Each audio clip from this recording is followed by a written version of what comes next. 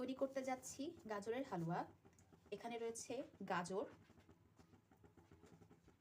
2 cup দুধ, চিনি, রয়েছে বাদাম গুঁড়া, তেজপাতা, দারুচিনি, 1 কাপ দুধ, আর লাগছে এলাচ গুঁড়া।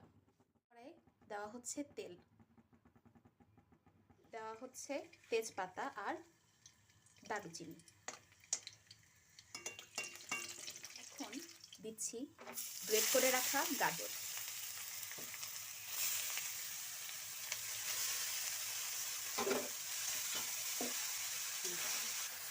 গাজরগুলোকে এখন একটু ভেজে নিতে হবে। এখন দিব একটু লবণ, যাবে 2 কাপ দুধ। এবার দিয়ে দেওয়া হলো চিনি,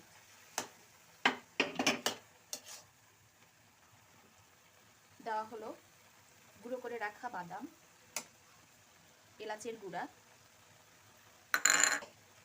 সুন্দর করে মিশিয়ে নিতে হবে।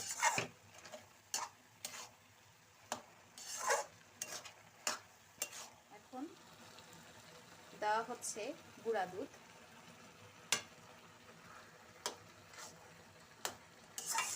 আবারও মিশিয়ে নেওয়া হচ্ছে। প্রায় হয়ে এসেছে আমাদের গাজরের হালুয়া।